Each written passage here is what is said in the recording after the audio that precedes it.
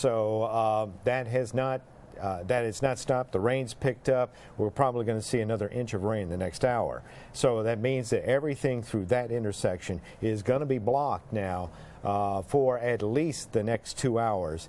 That's why we're telling people, do not get out on the road. And for those of you who are in Clarendon County, know this, I-95 between mile marker 100 and 132. And I hate to give mile markers, so for anyone who's watching who knows what the 100 mile marker is on 95, all the way up to 132, the Highway Patrol says the road is closed. 32 miles of I-95 in Clarendon County is closed, if that helps you understand the severity of this storm. But again, for those of you who are watching, and I appreciate our viewers who've been so diligent about tweeting back and forth with us and giving us information, I'm trying to search for that information. But if you know that area between mile marker 100 and 132 on I-95, it's closed. Don't even think about getting on the interstate. If you're on one of those secondary roads and you think to yourself, well, if I can just make it to the interstate, I'll be fine. You won't. You're not this time. You're not going to make it down I-95. The state is on OPCON 1, the South Carolina Emergency Management Division. It is the highest level that they operate on. We haven't seen anything the likes of this as far as a storm. This is what they're calling a 1,000-year storm, Jim. And I think the thing that is so amazing about this is that, as I have said before, generally you associate this kind of rain with a hurricane or some kind of tropical system. Even with Hurricane Hugo, we had nothing like this. Right. Now, with Hugo, we had wind. We don't have that kind of wind, but we have just a tremendous amount of rain. We know that down in Berkeley County, we've seen over 20 inches of rain in a few locations. We know in Clarendon County, easily 15 inches of rain. We know that Gills Creek now is up around 15, 16 inches of rain. What did I say? Okay, it's now over 16 inches of Gills Creek. Savannah, these pictures are just incredible. I can only imagine what it is like for you there live, because just watching these pictures on TV, it's mind-blowing. It's very, very difficult to watch, and I'll tell you that red car we just saw go through this flooded area here just got stalled up the road. So you might think you're getting through a little patch of water, but you don't know what's beyond it. I mean, you can't track these things because that's what happens when you get a flash flood. So again, just reiterating, this is a life or death situation. This is not something you want to just guess on, and you can see that so clearly in the picture just on your screen right now. And I don't know how soon it will be before you and your photographer are able to relocate, but you just have to go a little bit further down Wildcat Road, turning on to Fort Jackson Boulevard, the apartment complex on the left-hand side of the road. I cannot think of the name of it. It's Fort Jackson something. But coming in this morning, I saw that there were cars underwater in the parking lot of that apartment complex. Well, you know, our producer Michael has a picture for me out of Columbia. This is another picture submitted to our WLTX Facebook page. When it is safe, we ask you to take pictures. If it is not safe, don't take the picture. Trust me, it's not worth it. But if you are going to take the picture and you find a safe situation, use the hashtag SCFlood, and then that way we'll know exactly what it is and be able to put it on the screen and tell a better story for our viewers. But lots of you just waking up. It's almost 10 minutes after 7 this morning. Less than 15 minutes ago, the Emergency Management Division sent out an alert, a statewide alert, warning you of the dangers that have come along with this flooding.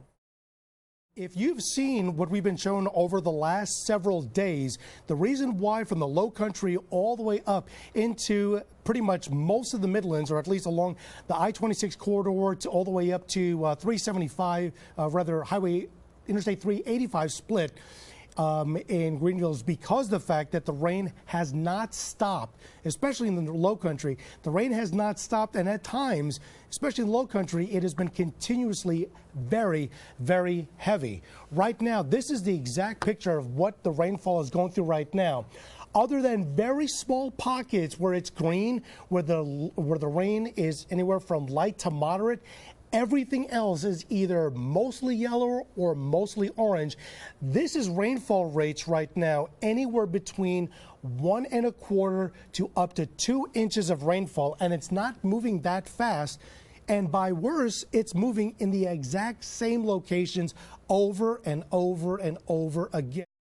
I want to stress this to you as we're looking at these pictures. As the trees go down, the power lines will go down. And when the power lines go down, your power will go off. Please be charging your cell phone. And more importantly, please download the WLTX app on your phone. It is free. And if your power goes out, it may be your only form of getting information. So the WLTX app is free, Jim? Yes, it is. But let me also say, with the trees going down, taking power lines down, some of those lines may be live. And with the flooding that's taking place, you don't have to be on that power line to be electric. This just happening moments ago. The Liberty Tax building here, Tidal Max off of Garners Ferry Road, seemingly has collapsed. Now, we haven't seen anyone in that building, but we're also not sure if anyone is in there at that point. But that building is entirely collapsed, presumably just completely flooded. Wow. That's incredible, Savannah. Anything else that you're seeing out there? I know that there were a number of cars that stalled. We don't see those cars anymore. Is that because they are now submerged? Yeah, those cars are completely submerged. By my count, there are about 4 or 5 cars that we have just lost sight of at this point, just in this intersection alone. We've seen some floating underwater, and this water just rising so quickly. These 3 cars you see now, I'm sure it's just a matter of time before those are submerged as well. All right, yeah, we have a pretty dramatic scene playing out live right here on Kilbourne and Downing. Look at these boats right back here. These guys are actually going up to that home, the yellow and brick home there, and they're going to be rescuing a disabled woman who needs some medical attention, who's in the upstairs level of that home. They've already actually taken 2 people and a couple of dogs out of the upstairs level of that home, but now they're trying to rescue this woman who needs some medical attention up there. I guess the people who live inside that home we just spoke to a few moments ago said all of a sudden this morning there was a dam that broke, the water just started rushing into their house about 4 o'clock, and they were trapped. They thought there were moments they wouldn't be able to get out, but it looks like some people who have a boat here in the area came in and pulled those first couple of people out, and now we have EMS on the scene here, and they're trying to get this woman out of the top level. I think she's actually up by the window there, but she definitely needs some medical attention and help getting out of the upper level of that home, and that's what EMS and these rescue crews are doing right now. Richland County just you went see through this a here. training. We have some more people coming off boats. Those people were just we rescued. Have more people coming off of boats here. Is there any way you could grab one of those people for an interview? The 2 kids here and the woman. Yeah. Ma'am, can you tell me about what just happened? Were you rescued out of your home? Yes, we were. The floors and everything are flooded. How bad was it? Can you give me some idea? It's about, let me see. The water's at the top of our fence line, which is pretty high. So we got everything propped up on our beds, and we got the dogs propped up. So they're going back to get our dogs now. It's pretty high. It's about at least here in the house. It's awful. Were you worried you weren't going to be able to get out at some point? Exactly, yeah. We were. My backyard is totally flooded. All my stuff is just gone.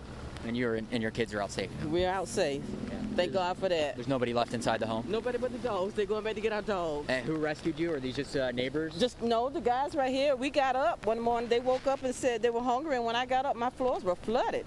We didn't even know it. Okay. Well, we're glad you're safe. Thank you for talking to us. We really appreciate that. So that, guys, that gives you some idea of what's going on this street right here. They've just set a line between the cars. Yeah, that guy just waded in there. He is clipped onto a safety line, it looks like, and he is going to get some folks out of these cars. Now, these are people that have been trapped in their cars really for the better part of 2 hours now after that water pushed them off the road. Now, a swarm of first responders on scene, a couple of utility trucks as well, Sumter Utilities here. We've seen 2 cherry pickers roll up in the last couple minutes. What they're going to be doing is unclear. We've got another fire truck coming up behind us here. He's going to pass through, though. But, yeah, he is in the water right now. It looks like trying to open some doors and get some folks out of their cars. This is a swift water rescue happening right now. We've got a fire truck that's about to pass right by here behind us. But they're moving in, and they're going to get these folks out after a long wait in their cars here. Guys, throwing it back to you.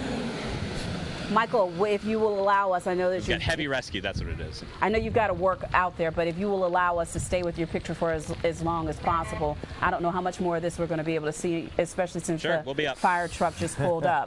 Can you talk us through We're anything going to slide else over. We'll put this picture back up for you. Okay, all right. So you want us Sure. to? Okay. We're gonna move a little bit. No, we're still here. It's fine. But yeah, what we're seeing is now you've got heavy rescue here. That's more folks here, guys.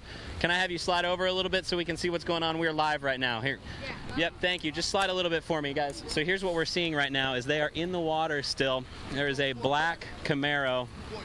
Yep.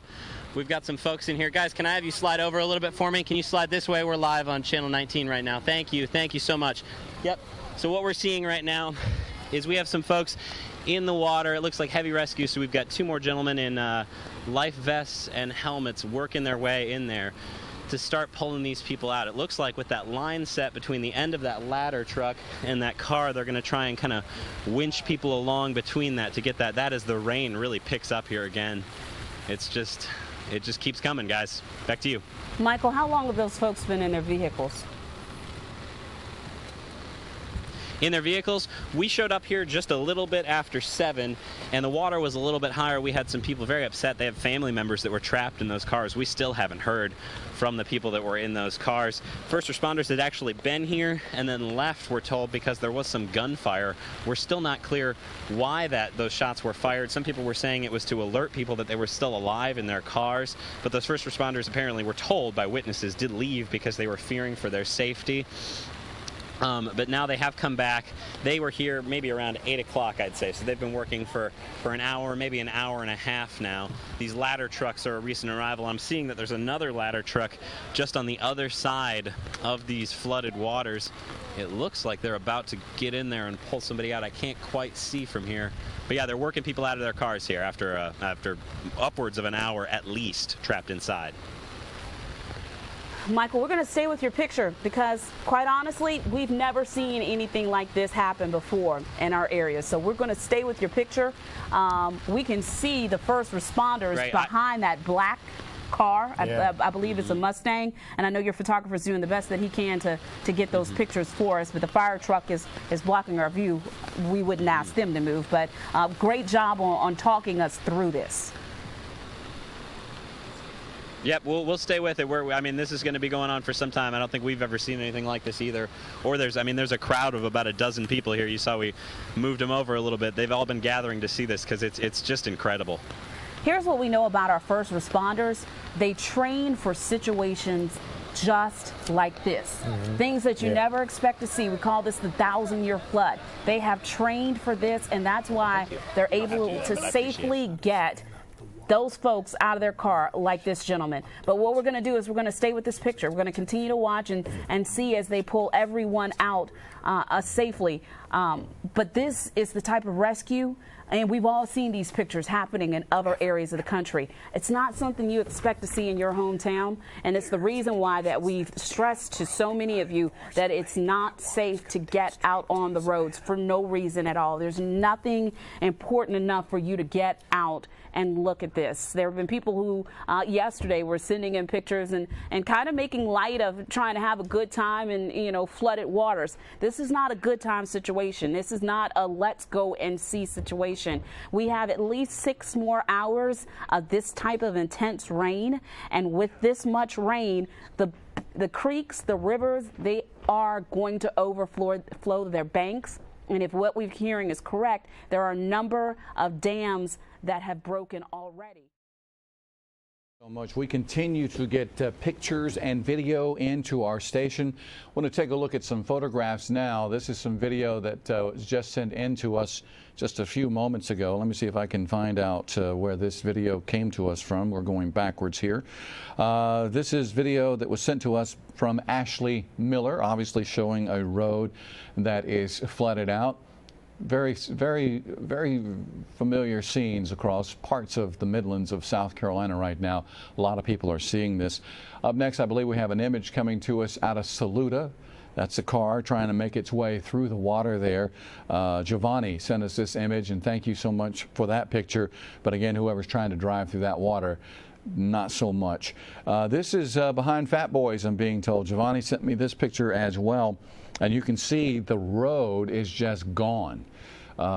This is the issue that we're going to be dealing with over the next several weeks and months. Roads that are simply gone. That picture there, it's hard to make it out, but it is the Second Mill Bridge in Sumter. And the two sides of the Second Mill apparently are coming together. They're causing some problems on Liberty Street. And we have an image out of Ellery. This image was sent to us from Teresa. And I make the image big, and I can see when I make the image big, this truck is actually, there you go. You see what I'm talking about? That's the road, and that's the truck. And this is the issue. This is not good. This is simply going to be weeks, months of trying to get things back to normal here in the Midlands and all across the state of South Carolina.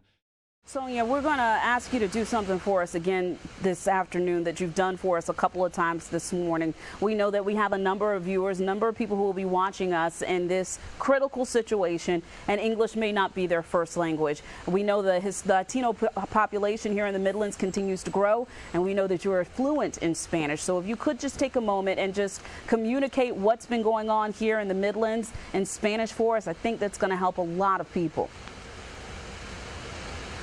Absolutely, Darcy. Para nuestros televidentes que hablan español, estamos aquí en Lexington ahorita, donde pueden ver hay inundaciones que ya han sacado a familias de sus hogares.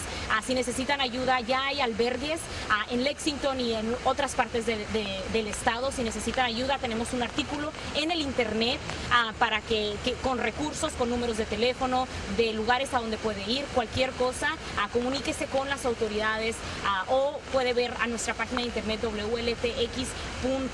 Hasta ahorita hay algunos lugares como aquí que han estado inundados.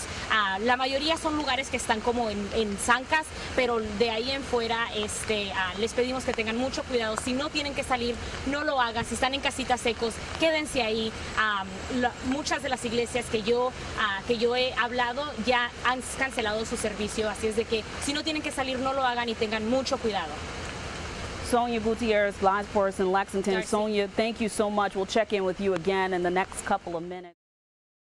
Thank you for being here. We've got a full team here ready to give you a lot of information right now. This has been, the one thing I want people to understand is when you think about what we're sitting in right now, we are at a 1,000-year level of rain in parts of the low country. What does that mean? We haven't seen this level of rain in the low country in 1,000 years. That's how big this is. That's how South Carolina is, what South Carolina is dealing with right now.